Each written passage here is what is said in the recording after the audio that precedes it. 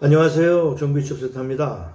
이 시간에는 최근 들어서 많이 질문이 들어오는 얘기인데, 경비원을 하려고 신인교육을 받았다가 경비를 그만두시고 좀 쉬시다가 다시 경비를 하는데, 신임교육을 그동안 받은 게 3년이 지나서 무효다, 아니다, 1년이 지나면 무효다, 이런 말씀을 많이 들으셨을 거예요. 그래서 거기에 대해서 기간을 잘못 아시는 분들이 계셔서 제가 정확하게 명시를 해드리려고 합니다.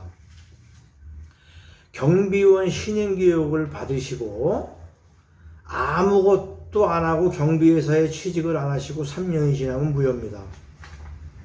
1년이 지나면 무효다 이런 얘기는 아니에요. 3년입니다. 근데 이 3년이라는 건 뭐냐면 정확한 얘기가, 경비를 처음에 들어갈 때 배치신고라고 해요. 배치신고. 경비회사가 경찰청에다가 배치신고를 하고, 여러분들이 퇴사를 하시면 폐지신고라고 또 해요. 배치신고, 폐지신고 이렇게 하는데, 여러분이 만약에 A라는 아파트에 다니시다가 이제 그만두면은 경비회사에다가 사직서를 내고 그만두실 거 아니에요? 그럼 그 사직서를 받은 경비회사는 폐지신고를 경찰청에 합니다.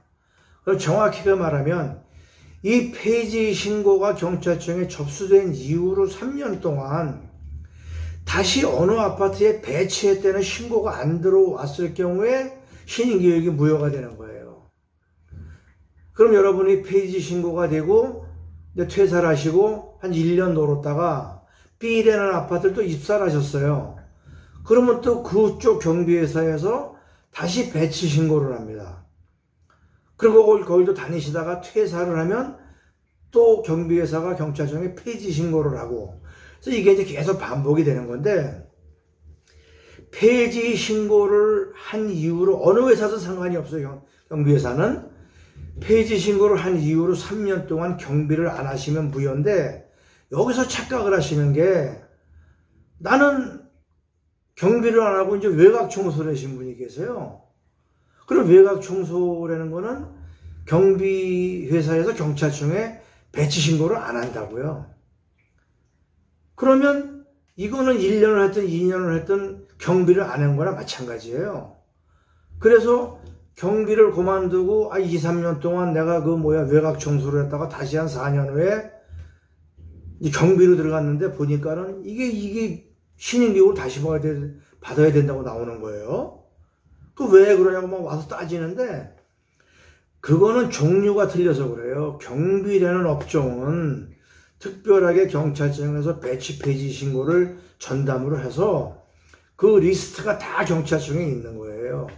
근데 그 외에 다른 우리 사회에서 있는 버스 운전이라든가 청소라든가 경비업 외의 업을 하는 거는 경찰청이 모른단 말이에요.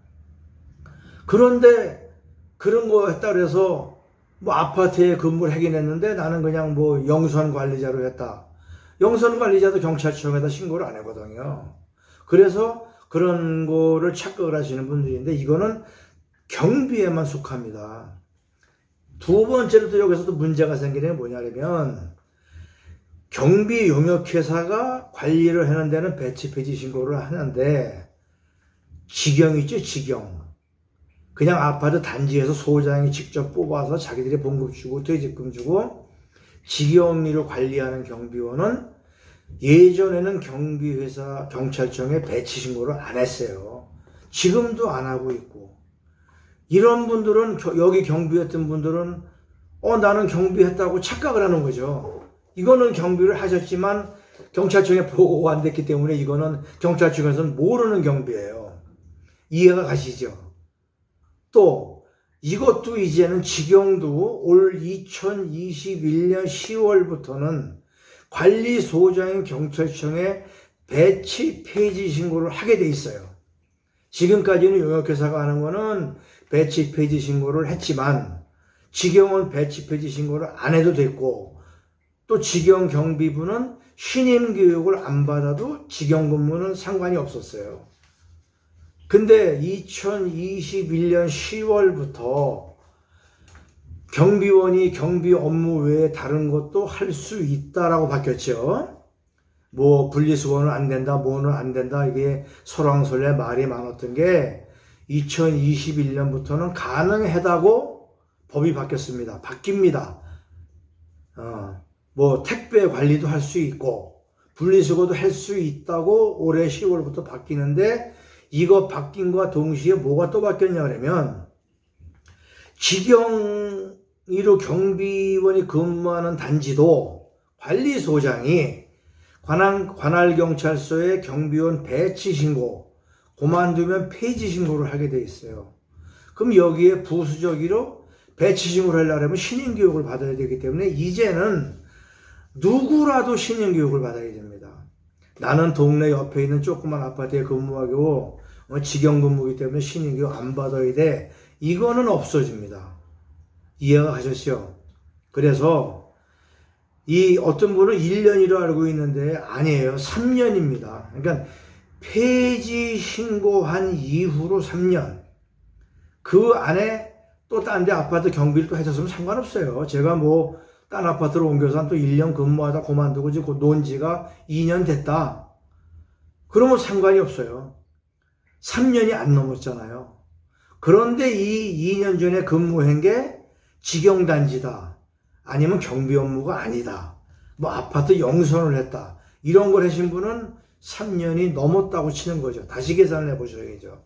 그래서 이 정식으로 경비회사에서 폐지 신고, 퇴사를 하고 폐지 신고를 한 후에 만 3년에서 하루라도 지나면은 신임교육을 다시 받으셔야 됩니다.